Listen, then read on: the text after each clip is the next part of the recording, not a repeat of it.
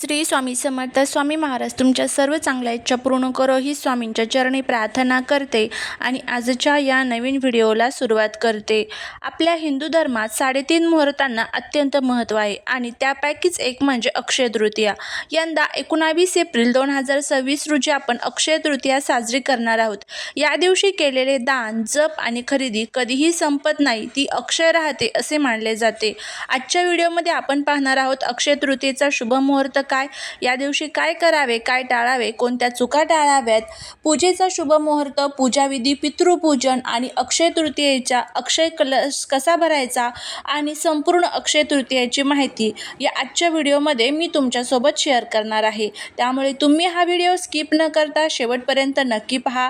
जर या चॅनलवरती तुम्ही नवीन असाल तर चॅनलला सबस्क्राईब करा आणि असेच माहितीपूर्ण नवनवीन व्हिडिओ पाहण्यासाठी बेल आयकॉनलाही प्रेस करा, म्हणजे जेव्हा कधी मी नवीन व्हिडिओ अपलोड करेल त्याचं नोटिफिकेशन सर्वात अगोदर तुम्हाला भेटेल आणि तुम्ही एक पण व्हिडिओ मिस करणार नाही. त्याचबरोबर कमेंटमध्ये जय माता लक्ष्मी लिहायला अजिबात विसरू नका, जेणेकरून माता लक्ष्मीची तुमच्या कुटुंबावर, मुलांवर अगदी भरभरून अशी कृपा होईल. यंदा वैशाख शुद्ध तृतीया ही रविवार 19 एप्रिल 2026 रोजी आहे. 19 एप्रिल सकाळी 10:49 तृतीया तिथीचा प्रारंभ होत आहे. तृतीया तिथीची समाप्ती ही 20 एप्रिल सकाळी 7:27 होणार आहे. पूजा आणि सोने खरेदीचा सर्वोत्तम मुहूर्त हा सकाळी 10:49 पासून ते दुपारी 12:21 पर्यंत असेल. हा काळ सर्वात शुभ मानला जातो. अक्षय तृतीयेचं जर महत्त्व पाहायला गेलं तर अक्षय म्हणजे ज्याचा कधीही क्षय होत नाही किंवा जे कधीही संपत नाही. पौराणिक कथेनुसार याच दिवशी भगवान परशुरामांचा जन्म झाला होता. या दिवशी त्रेतायुगाची सुरुवात झाली असे मानले जाते. असे म्हणतात की महाभारताचे लेखनही याच दिवशी सुरू झाले होते. या दिवशी गंगा नदी स्वर्गातून पृथ्वीवर अवतरली होती. अशा अनेक ज्या काही घटना आहेत तर त्या या अक्षय तृतीयेच्या दिवशी तयार झालेल्या होत्या. तर या दिवशी आपल्याला काय करायचं असतं ते आपण सर्वात अगोदर बघूया. समृद्धी मिळवण्यासाठी या दिवशी काही गोष्टी आवर्जून कराव्या. त्यामध्ये या दिवशी पाणी, थंड पेय, छत्री, पंखा किंवा धान्य दान करणे अत्यंत पुण्यकारक मानले जाते. उन्हाळ्याचे दिवस असल्याने गरजूंना पाणी पाजणे हे मोठे पुण्य असते. या दिवशी सोने खरेदी करणे शुभ मानले जाते. पण जर सोने घेणे शक्य नसेल तर चांदीची वस्तू, नवीन भांडे किंवा अगदी थोड्या प्रमाणात धने खरेदी करणेही शुभ असते. सकाळी लवकर उठून स्नान करून लक्ष्मी आणि विष्णूची पूजा करा. त्यांना पिवळी फुले आणि नैवेद्य अर्पण करा. या दिवशी गृहप्रवेश, नवीन व्यवसाय किंवा कोणत्याही शुभ कार्याची सुरुवात करण्यासाठी हा दिवस सर्वोत्तम आहे. या दिवशी काही गोष्टी करणे शास्त्राने निषिद्ध मानलेले आहेत. त्यामध्ये या दिवशी लोखंडाच्या वस्तू किंवा धारदार वस्तू, कात्री, चाकू खरेदी करणे टाळावे. घरात भांडणे किंवा कोणाचाही अपमान करू नका. या दिवशी प्रसन्न राहणे महत्त्वाचे आहे. हा पवित्र दिवस असल्याने सात्विक आहार घ्यावा आणि व्यसनांपासून दूर राहावे.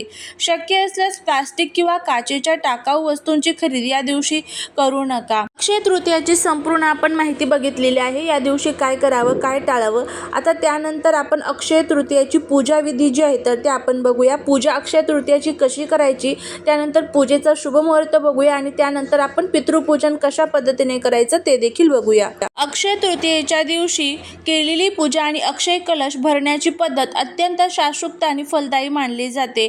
तेच आपण बघूया. सर्वात प्रथम अक्षय तृतीयाची पूजाविधी. सकाळी लवकर उठून पवित्र स्नान करावे. पूजेच्या वेळी पिवळे फुले किंवा लाल वस्त्रे परिधान करणे शुभ मानले जाते.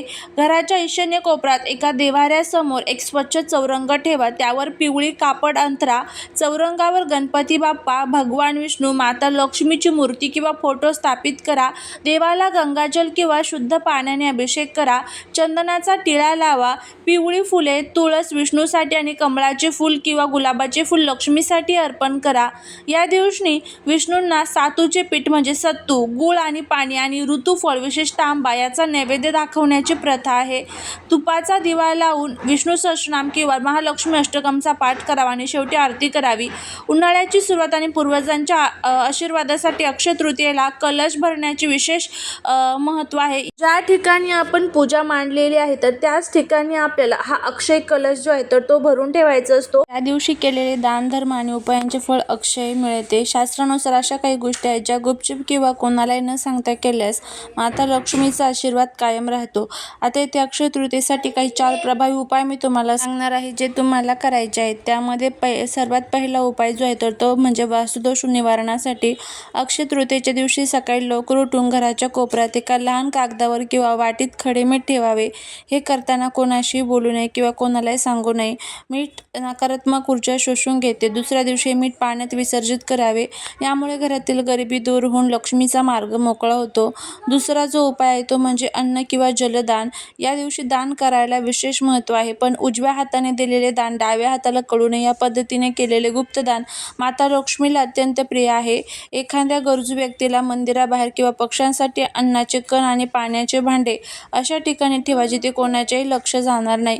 निस्वार्थ भावनेने केलेल्या दानामुळे घरामध्ये अन्नाची आणि धनाची कधीही कमतरता भासत नाही.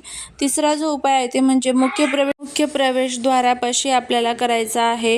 हे काम शक्यतो घरातील गृहिणीने कोणाशी न बोलता मौन पाळून करावे. हळद ही सौभाग्याची प्रतीक आहे. जसे केल्याने घरातील इडापिडा टळते आणि सकारात्मक ऊर्जेसह माता लक्ष्मीचे घरात आगमन होते. त्यानंतर जो पुढचा चौथा उपाय ते आहे म्हणजे कमळगट्टा किंवा गोमती चक्र ठेवणे. लक्ष्मी पूजेच्या वेळी गुपचूप 11 गोमती चक्र किंवा कमळगट्टा लाल कपड्यात बांधून आपल्या तिजोरीत किंवा धन ठेवण्याच्या ठिकाणी ठेवा. कमळगट्टा हे माता लक्ष्मीला प्रिय आहे, जे धन आकर्षित करण्याचे साधन मानले जाते. हा उपाय करताना घरातील इतर सदस्यांनीही याची वाच्यता करू नये, जेणेकरून त्यातील ऊर्जा अबाधित राहील. अक्षय तृतीयेला केलेले हे उपाय पूर्ण श्रद्धा आणि सकारात्मक विचारांनी करावेत. कोणाशीही वाईट न चिंतता केलेल्या उपायांचे फळ लवकर मिळते. चाललेली सेवा ही महाराजांच्या चरणी रुजू करते. श्री स्वामी समर्थ.